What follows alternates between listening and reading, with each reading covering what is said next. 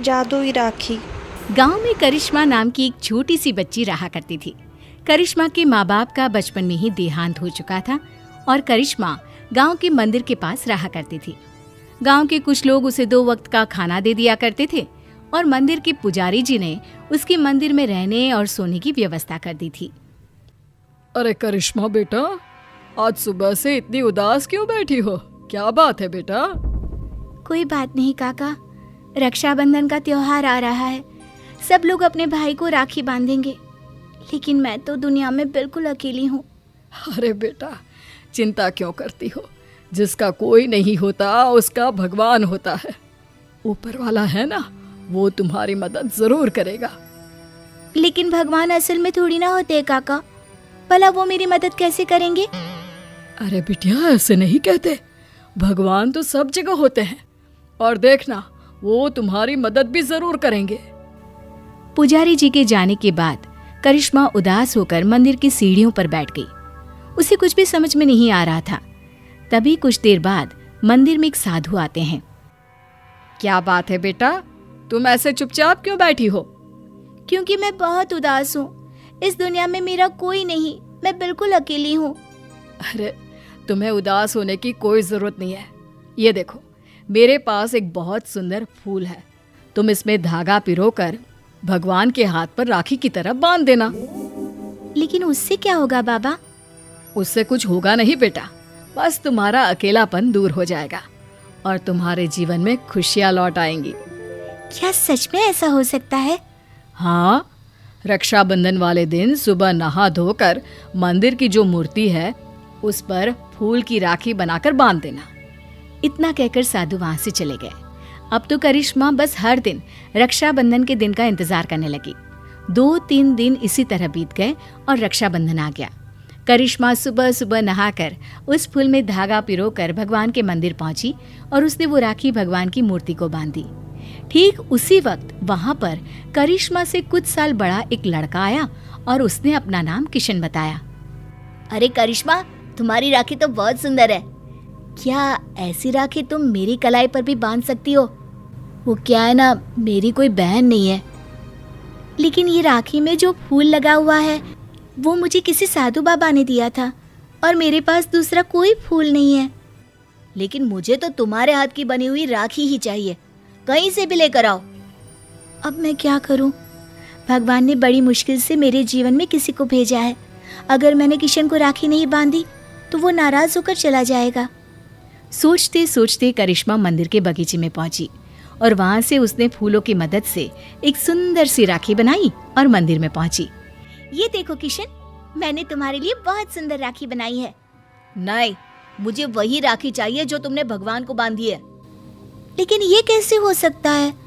वो राखी तो मैं भगवान की मूर्ति को बांध चुकी हूँ। तो कोई बात नहीं, वहाँ से वो राखी उतार कर तुम मुझे बांध लो और ये जो नई राखी तुमने बनाई है वो ले जाकर भगवान को बांध दो। किशन के बार बार जिद करने पर करिश्मा ने ऐसा ही किया। जैसे ही करिश्मा ने किशन की कलाई पर राखी बांधी, देखो, अब तुम्हें मुझसे कोई गिफ्ट लेना होगा। जब भी कोई बहन अपने भाई की कलाई पर राखी बांधती है तो बदले में उसे कोई ना कोई तोहफा लेना ही पड़ता है। लेकिन मुझे तो कुछ नहीं चाहिए। लेकिन अब तुम्हारा भाई आ गया है ना, अब से तुम्हें किसी के आगे हाथ फैलाने की जरूरत नहीं है। चलो, मैं तुम्हारे नए घर में लेकर चलता हूँ। करिश्मा किशन के पीछे पीछे चल दी। कुछ ही दूरी पर एक बहुत सुंदर सा छोटा सा घर बना हुआ था। देखो करिश्मा, आज से ये तुम्हारा घर है। ये समझ लो कि तुम्हारे भाई ने तुम्हें रक्षाबंधन का तोहफा दिया है। ये घर तो बहुत सुंदर है, मैं यहाँ पर रह सकती हूँ? हाँ हाँ, बिल्कुल रह सकती हो। इतना कहकर किशन वहां से चला जाता है और करिश्मा अपने घर में रहने लगती है। उस घर में खाने पीने की सारी चीजें थी। करिश्मा बहुत खुश थी और गांव के लोग भी खुश थे। करिश्मा को रहने के लिए एक जगह जो मिल गई। कुछ दिनों के बाद किशन करिश्मा के घर आता है। देखो करिश्मा, ये तो जादू हो गया। तुम्हारी बनाई हुई राखी तो सोने के कंगन में बदल गई। लेकिन ऐसा कैसे हो सकता है? मैंने जो राखी बांधी थी वो तो एक साधारण सा फूल था। नहीं करिश्मा, वो कोई साधारण फूल नहीं था। अगर ऐसा होता तो वो सोने का कंगन नहीं बन जाता। लगता है ये साधु बाबा का ही जादू है।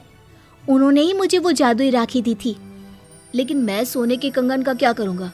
तुम इसे अपने पास रख लो, ये मेरे किसी काम का नहीं।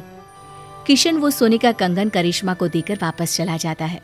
करिश्मा सोच में पड़ जाती है कि आखिर वो सोने के कंगन का क्या करे। तभी उसके दिमाग में एक तरकीब सूझती है। करिश्मा सोने की कंगन को बेचकर पैसे ले आती है और उन पैसों से उसने राखी बनाने का सामान खरीद लिया। इस तरह उसने अपनी एक राखी की दुकान खोली। अरे वाह करिश्मा, तुम्हारी राखी तो बहुत सुंदर है। सारी राखियां मैं खुद अपने हाथ से बनाती हूँ और ये ज्यादा महंगी भी नहीं है। हाँ, ये बात तो बिल्कुल सच है। तुम्हारी राखी बहुत सस्ती और सुंदर है। सही कह रहे हो भाई। करिश्मा की बनाई हुई राखियां इतनी खूबसूरत होती है कि हम जिसे भी देते हैं वो खुश हो जाते हैं। अब दूर दूर से लोग करिश्मा की बनाई हुई राखियां खरीदने आने लगे और करिश्मा की राखियों की दुकान बहुत अच्छी चल पड़ी। एक दिन फिर से किशन लौट कर आता है। करिश्मा, मैं तुम्हें एक बात बताना चाहता था। हाँ बताओ ना भैया, क्या बात है? देखो करिश्मा, मैं उन साधु बाबा का ही एक शिष्य हूँ और उन्होंने ही मुझे तुम्हारे पास भेजा था। वो तुम्हारे बारे में जानना चाहते थे कि तुम कितनी ईमानदार हो, इसीलिए वो सोने का कंगन मैंने तुम्हें दिया था और तुमने उस सोने के कंगन का उपयोग एक अच्छे काम में किया है। इसलिए साधु बाबा और मैं, हम दोनों ही तुमसे बहुत खुश हैं और हम दोनों का आशीर्वाद तुम्हारे साथ है। अब आने वाले जीवन में तुम्हें किसी भी प्रकार की परेशानी का सामना नहीं करना पड़ेगा। किशन भैया, तुम्हारे जैसा भाई और साधु बाबा जैसे गुरु पाकर मेरा तो जीवन ही सफल हो गया। मेरी मदद करने के लिए बहुत बहुत धन्यवाद। आपकी दी हुई जादुई राखी ने सच में मेरा जीवन बदल दिया। Thanks for watching! Don't forget to subscribe to OG Kidovers for more fun stories. Bye-bye!